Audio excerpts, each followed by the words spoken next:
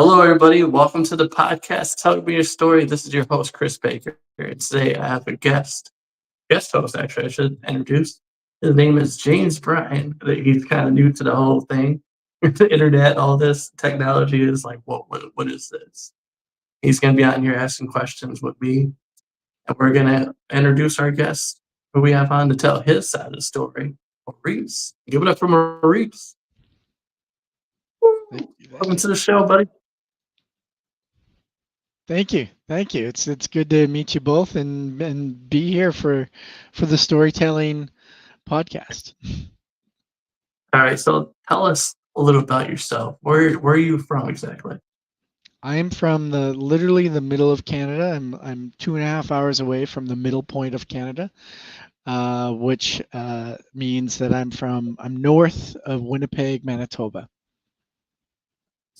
So what is the weather like up there? That's what James would We probably want to ask. we are getting an amazing fall. So it's not we don't have snow yet. That usually doesn't come until around Halloween, and we've had unseasonably beautiful weather. Currently, right here in the heart of America, we are dealing with what they call bipolar weather. Okay. It's hot one second, and then the next day it's get your sweaters out. Yeah. Right on, James. Well, how do we best utilize this time for your listeners? Oh, how do we go about with this? Or James, you James want or to ask me a Chris? question? Yeah. How's the weather? He said the weather right now is fall. He's going into the fall. Yeah. So tell us a little bit more about yourself. What was your high school experience like? I loved high school. The the opportunity that I had to do, like, it just felt like it felt abundant in high school. I grew up in a small town, close to 3,000 people, class size of around 30, 40 people in the graduating class, and I got to play all sorts of sports. I've always been like a creator and a connector, so I got to do that as the social convener during one of my years, where I would plan the school dances and spirit week and things like that. um, yeah, I played hockey and volleyball, and really also got, I think, a pretty amazing education. The teachers that happened to be in that small school at the time, they were seasoned. They cared about what they were doing. My biology teacher had a lab that would probably be, like, you could put it on par with national. Like, I've never seen a lab in a high school like that. He had snakes and chinchillas and frogs and everything you can imagine. So I had a really, really fortunate high school experience. That's great. Were you always interested in school, or was this something that happened like later in life? The school was something that I cared about. So yeah, I'd say I've always been interested in the learning process, and now as an adult, I still love it. I get to choose, right? I'm a little bit more selective of what I'm taking in. Yeah. When did you know, like during high school, that what you wanted to do with your life? Did you know right away, or was it like did you travel a little bit? What was going on? Mm. For me, I always had a pull into business. I was curious about, pardon me, entrepreneurship. My parents were entrepreneurs. I saw the goods and the bad sides of that. I would say I saw the struggle and the opportunities of freedom. And I was interested in sports early on, mostly because that was a big part of my life. When I went into university, I thought I was going into be, a sports therapist or a sports psychologist, and then I realized that it wasn't anywhere near my path. So that's where I think when I really got to the practical application of what that body of knowledge would really mean, I quickly gravitated towards business instead. And that's when you knew, like, right away, like, once you started studying business, you were like, "This is for me. This is what I wanna do." Yeah, for me, it was the excitement, the challenge. I started running my first real business in my first year of university, and that the training that I got that through that, and the support I got through it was phenomenal. So for me, it was an opportunity to create, and and then I went into business banking, and I was an opportunity to create and serve and learn all at the same time. And then I was in a technology company that I got to create and learn and serve, and grow business.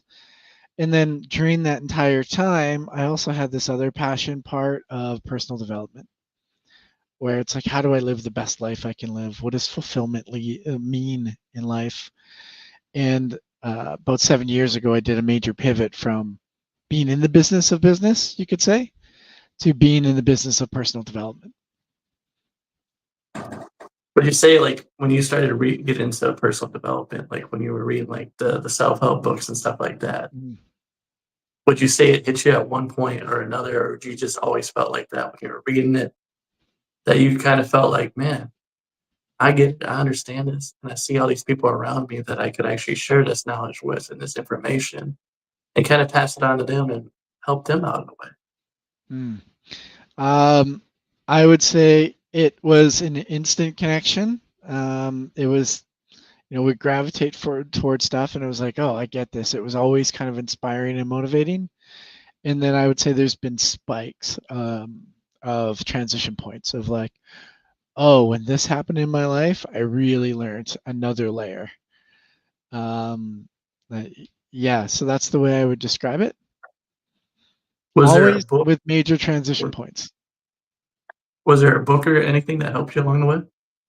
Oh, there's tons of books. One of my earliest. I'm looking to see if I have it on my shelf still. Yeah, it's like stained, and um, one of a very early influence Power and of Focus. mine was The Power of Focus. Great book. Um, you know, um, that's one of several. More on the new age stuff. Flow. Mhm. I love his research on how flow is created. So yeah, like I've been influenced by a lot of mentors and gurus. Most of them usually have a slant towards values based and spiritually conscious connection. That's who I've gravitated to. I think for me, it was I would say you probably heard of it. It's the book called by Norman Vincent Peale, The Power of Positive Thinking. I haven't read that one. I'll have to put it on my list. The Power of Positive Thinking. It's Yeah. looking at everything from a positive mindset, and Hmm. I think really nowadays it helps a lot of people. You just gotta change the way you view and look at life, because really what he goes into his techniques and teachings is really saying like, "Hey, even though this happened to you or something happened to you, it doesn't have to judge you for the rest of your life. You don't have to let this condemn you. Yeah. You actually can control your reality around you, the way you think. You can either have the positive come into your life or you can allow the negative to come into your life." Yeah. And that's what his techniques are throughout the entire book. And it goes into like just into scripture. The Bible tells you all about it. It tells you everything. Like he's like, I'm not just pulling this stuff out of my butt. Like this is stuff that we've been taught over 1,000 years ago. And the teachings will still always be up to date no matter what time period it is. Yeah. And I'm like, wow, I mean, it does hit home. Yeah. Yeah, that's awesome. It's really I mean, it's a gift, right? When people before us have taken the time to share their wisdom. And that's the beauty of the age that we live in. Is I think we have so much wisdom available to us, and it's a real gift. It's all out there. It's all around us if we're willing to accept it. Really, Sure is. Yeah. Yeah. we're willing to open up to it. Like, hey, here it is. You want to Yeah. ask me any questions? Is he bilingual?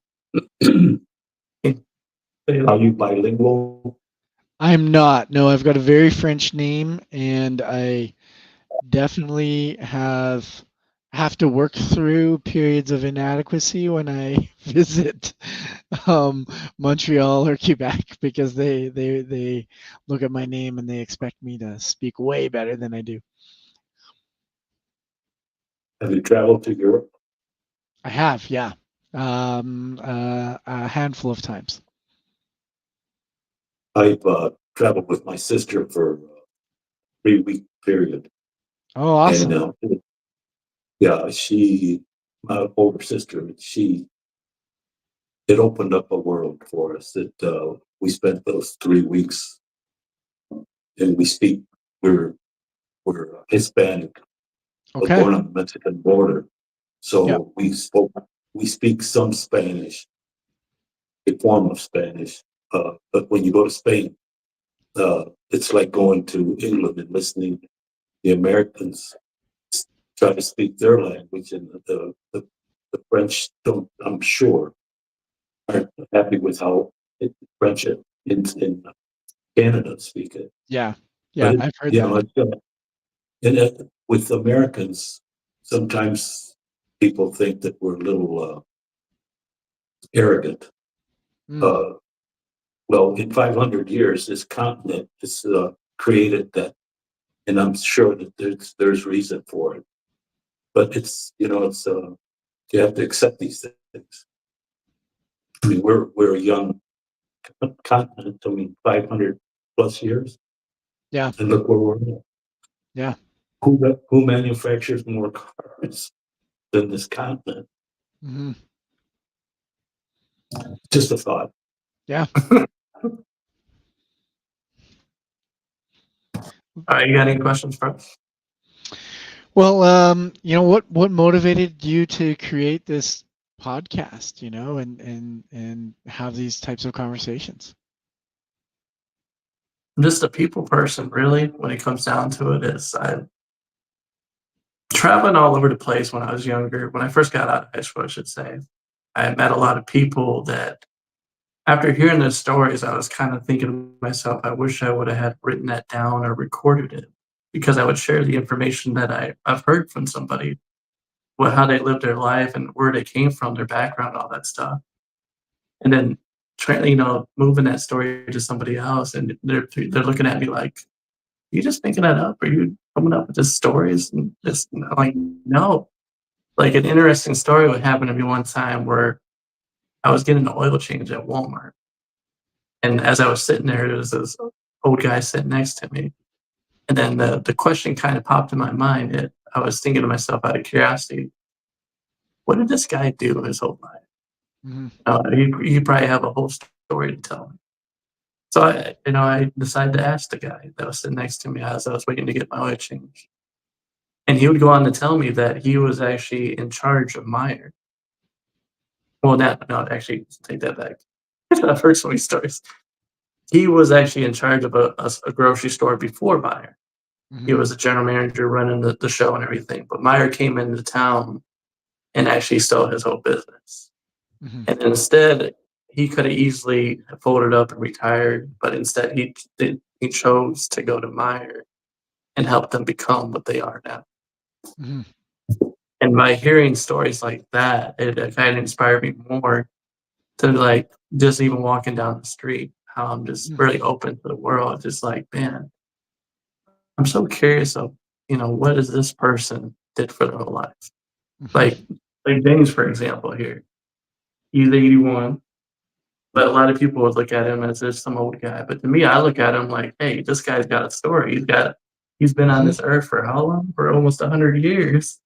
Yep. He's lived a life. Like, he can honestly tell you himself that you said he worked with what? The brewery? I worked at Bush in Van Nuys, California. Okay. I worked in the packaging industry, corrugate companies, can companies. We did WD-40, it's a lubricant.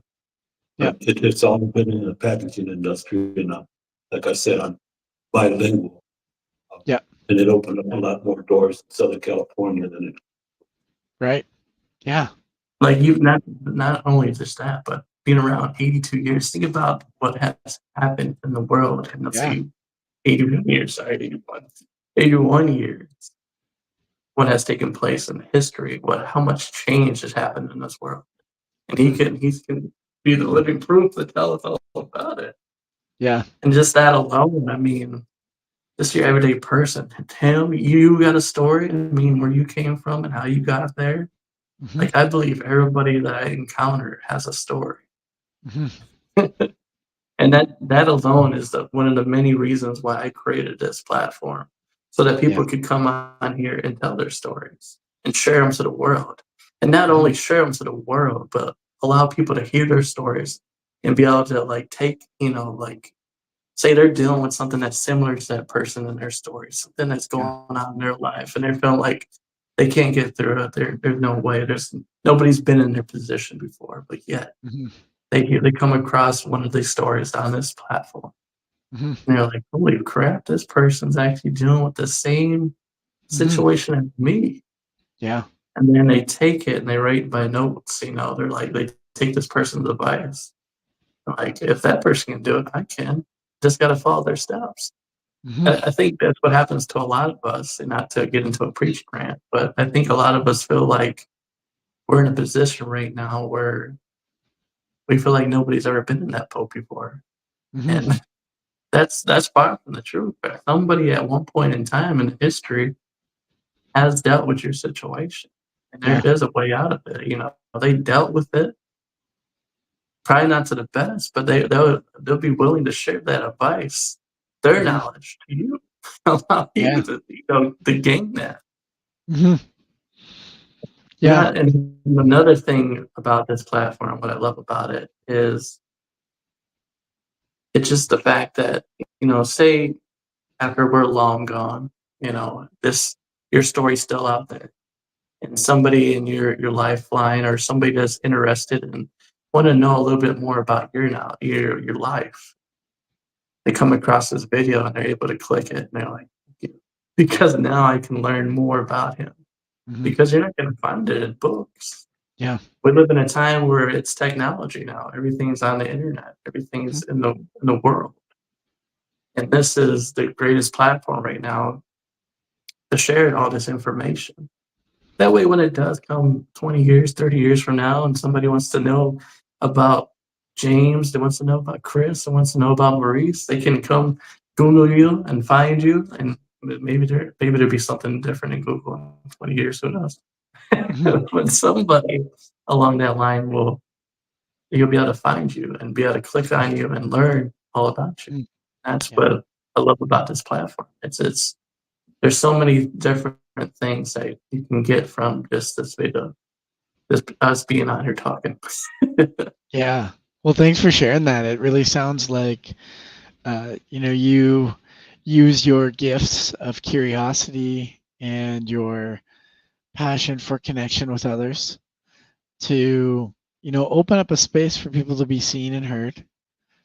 And you do that to, in the service of allowing others to connect in other people's stories so that they can learn to know that they're not alone and maybe even pick up some steps on how to be better. And it also sounds like, you really value um, the long term of that. You're taking a speck and allowing that speck to live on, past the current moment. So totally hear that and appreciate what you're doing in the world. Thanks, man. I appreciate that. Yeah. And like, really, I think it's just the beginning. Yeah. There's many more stories that I need to cover, to Yeah. capture. Eventually, Well, I like to spread it out. yeah. That way, from people, I can't cover the whole world, but eventually, if I can grow this enough that Mhm. it can get overseas, and other people can kind of follow my footsteps and do the same thing, Yeah. because there's many stories that need to be shared. Yeah.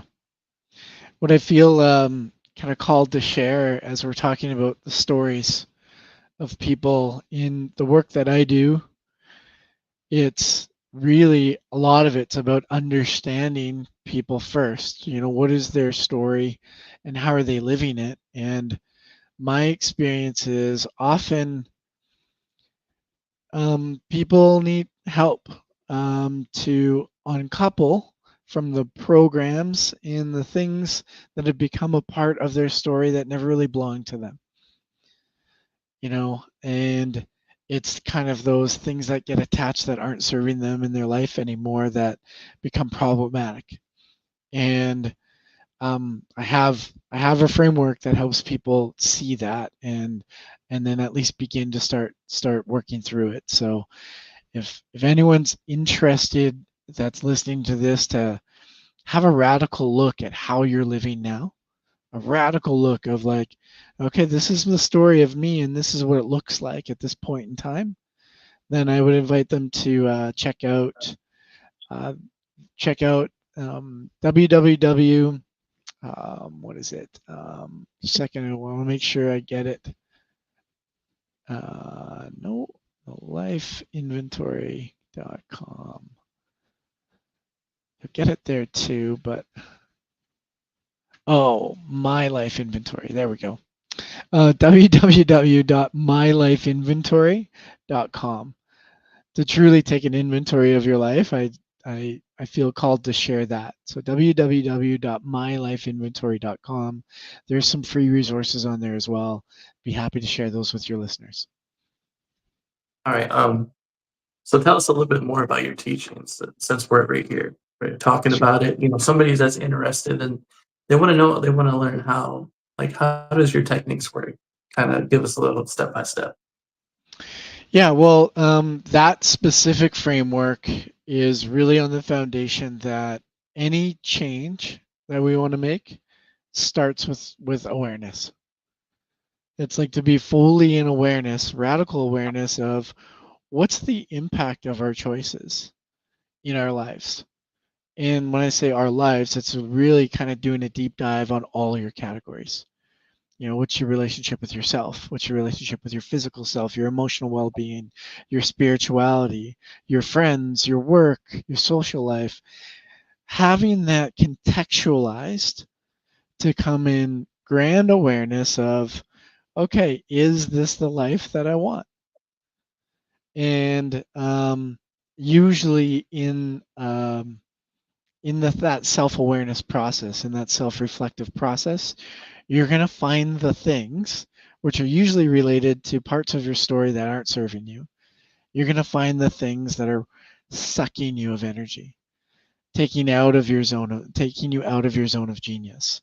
So to be able to identify them and then create strategies that are directly attributable to pulling you into greater fulfillment in the categories of life that matter most for you at your age and stage. It's going to look really different for James than it is for you, than it is for me, based on who you are as an individual, what you value, what your age and stage is. So to be really understanding of those dynamics, of the uniqueness of us all as individuals, the methodology that I follow is radical awareness, and then follow the insights right to the root, right to the core of why you are what you are, and then release what isn't serving you and recommit to the behaviors, the actions, the habits that are going to allow you to live in this vibrant, abundant life that I think we're sitting in, and most people are sitting with a lot of tremendous opportunity, whether they realize it or not. When I say opportunity, I'm not talking about commercial, materialistic opportunity. That's there, but we have a pretty significant opportunity: access to information, ability to connect with others through story, to really heal from our past, get clear on what we want, and move towards it. That's my belief set. That's roughly how I follow it. I use a number of tools and stuff along the way, but yeah. Okay, what would you say is the most common issue that you come across that in people's way of thinking that they deal with? Like everybody that you have ever had as a client, what is the most common issue? It might sound corny, but at the end of the day, what people need is love. And the most common issue is falling out of love with themselves for whatever reason. There's usually a set of core reasons. That's why I'm like, if I have to pick it down to one, it's actually love.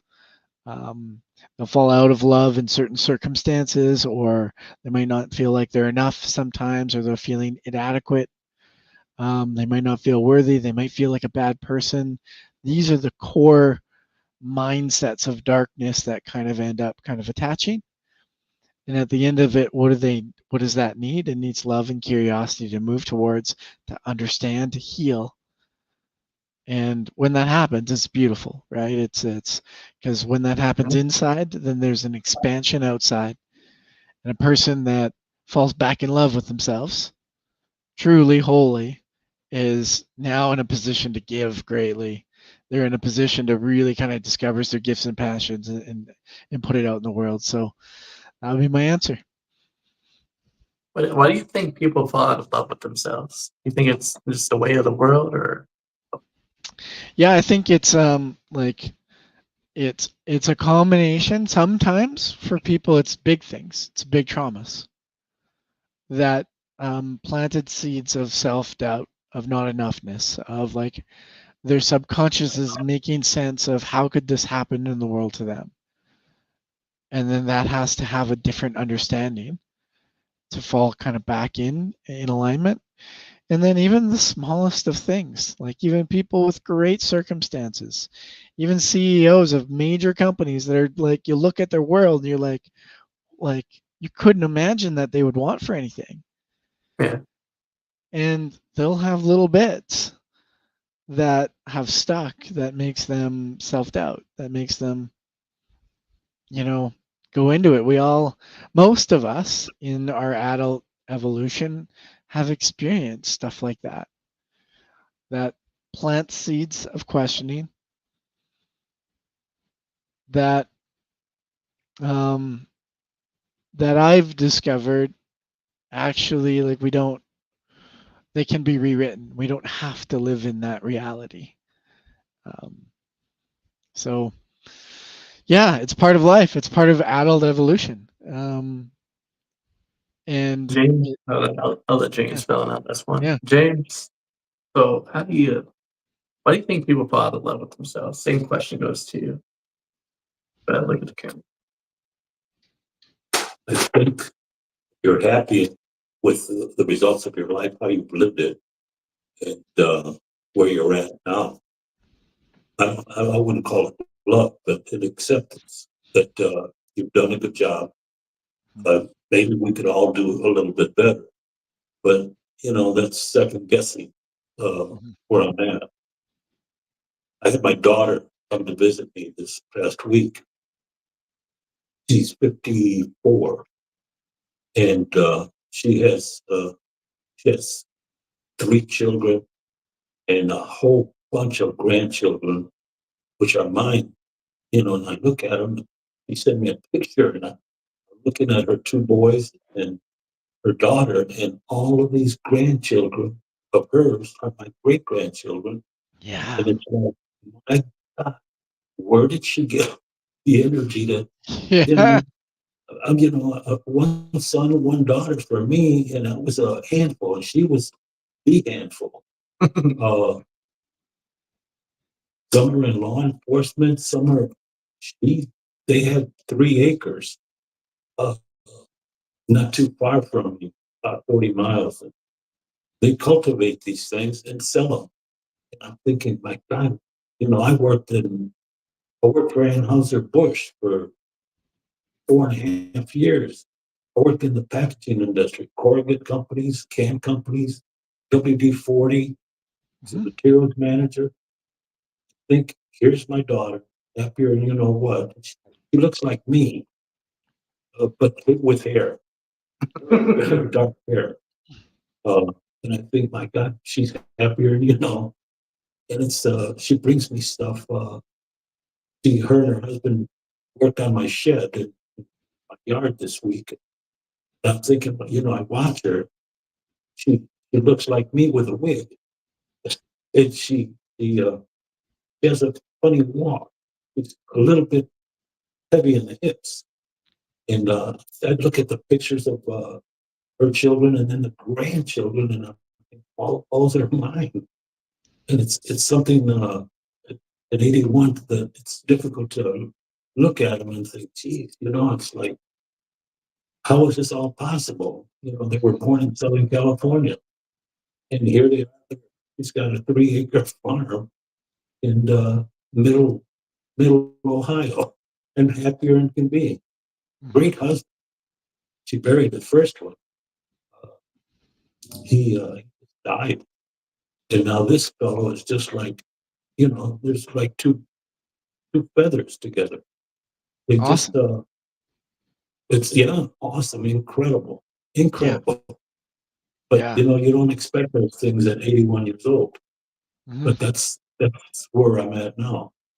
A whole bunch of great kids. I Yeah. can't I can't even think of their names. They they're not common names. My name is James Floyd R. Bryan. It's 3 first names and it's fine, but geez, where did they get all these names? But Yeah. her and my husband, they're very they just have 3 acres, but they're happier, and you know what? Mhm. It's it puts me in my place. Uh, that sometimes, you have to accept things as they are. You can't always connect and or dictate, uh, Mhm. especially that, I just let it flow. I just look at stay on the sidelines and think, my Mhm. God, look at how happy this woman is. Yeah. She's in her 50s, and she tends to we tend to scope. Why did I reach this stage of my life? And then I look at all of these grandchildren of hers, but my great grandchildren, and I'm thinking, my God, I can't even remember their names. They're Mhm. not names. It's like she was born in Southern California with my son. Thought I never thought she was going to end up a farmer, Mhm. but that's where she's happy, and I'm happy for her. Yeah. It's my life is very simple. I try to symbolize it.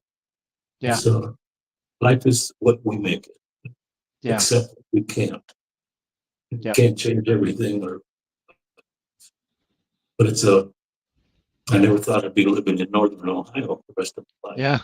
Yeah. But that's where I ended up, and I don't even have a relative in Erie County. Mhm. And it's like I have I come from the Mexican border. Didn't speak Mhm. English when I got Mhm. here. So it's been quite a ride. Very Mhm. enjoyable. Well, thanks for sharing that, James. It's so if I were to maybe summarize some of the wisdom that you're sharing, when you look at life from your view, from your view as a great grandfather and father, it's you're reminding us to stay curious, to appreciate maybe without expectation. Because it's like, I'm kind of hearing you just be a witness and kind of get out of the way and just be in the flow of it, right? To let go of the things you can't control and appreciate them. To stay open for things, even if you didn't think they were possible, to let things develop as they should. And well, I'm also hearing like maybe some I'm gonna call it self-compassion or self-forgiveness of like, hey, you don't even know all their names and it's hard because they're hard names and that's okay. That doesn't mean like you're there and you're loving them. It's not right. That's not what defines your relationship with them. So yeah, pulling a bunch of wisdom from that. Thanks, James.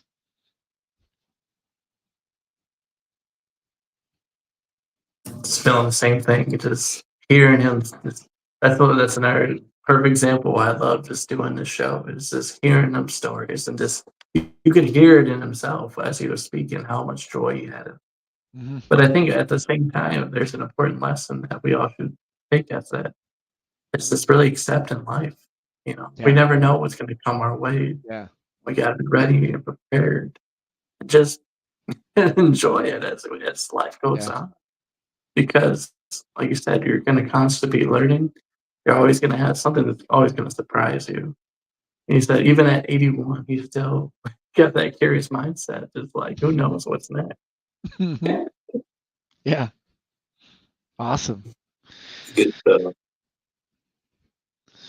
Well, James and Chris, I really appreciate the conversation that we've had a chance to have today. Yeah, thanks for coming on and telling your story Yeah, you're and sharing welcome. a lot of your information, honestly.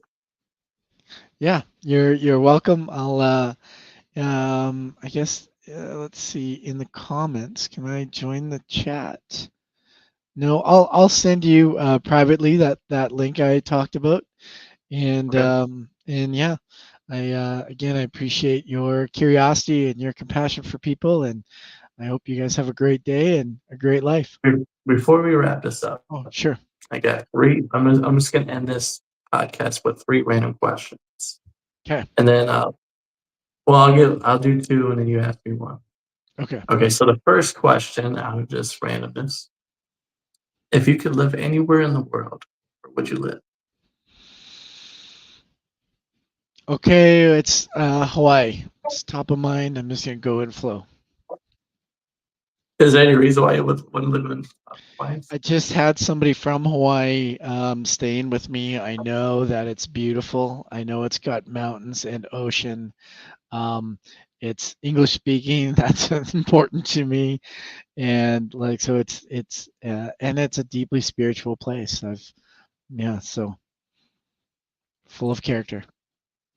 Second question: if you could change your career path, what else would you do? Hmm. Hmm. Hmm. Okay, the first thing that came into mind is teaching. Yeah, so probably like teaching, being in the school system, helping shape that. I was thinking the same thing as I was asking that question myself. I was like, "That's what I'd do if I could do a different career." And I was like, "I'd probably be a teacher, but I enjoy teaching people stuff. I enjoy just being a student as well, loving to learn more. Because I feel like that's life. Really, you're always learning. If you're not, life would kind of get dull and boring." All right, for the last question, I pass it over to you. Go ahead. Okay. Name if you could have dinner and a whole evening with only one person, they could be dead or alive. Who would you choose to have that? And someone you've never met, like a mentor, like who would you choose to have that dinner with? To be honest, it's kind of an easy answer for me. Hmm. And hopefully one day, I'll get to have this request, and that is Jesus Christ. I love to get to sit down and just have a one-on-one with him. Hmm. There's a lot of questions I like to ask him, but at the same time, I feel like just that dinner alone would be amazing. It would be incredible. Hmm. That's the way to wrap it up, right? Perfect. All right. This is your I, w- host, Chris I, Baker of the podcast. I Oh, would sorry. love to hear. I would love to hear James's answer though to that too. Who's he gonna go to dinner with? Anybody. I can't. I lived in Southern California for 20 some years, where my children were born, and I saw some of the stars in Hollywood. And I don't know. Frank Sinatra would be a very interesting Yeah. uh, Cool. person. I mean, back in the 50s, he Yeah. was. I don't want to say God, but the Rat Pack. Yeah. It's like, what in God's name? They they ran Hollywood, and I was out there, I've been to Hollywood many times, and there is something there Hmm. that I can't put my finger on, and I just I don't even go to the theaters anymore. So it was just me. Frank Sinatra would be an interesting human being. But Yeah. the Rat Pack, it's incredible. Mhm. Thank you. But to That's an awesome answer, man. But yeah, like I said, so thank you once again, Maurice, for coming on and telling your story. Thank you for everybody that was watching and listening. If they want to reach out to you, I know you were saying it before, but how can I get a hold of you? Somebody wants to get in touch with you. Yeah, so if you go to, I'll give you a different website for this, illuminationexperiences.com. Illumination, just like the light, experiences with an S.com. It's what I love to do is illuminate people's experiences in life. And on that website, there's some free resources and some contact ways to get a hold of me. All right. Thanks for watching. Thanks for listening. This is your host, Chris Baker. That's James, and that's Maurice. Until next time, peace out. Thanks. Bye-bye.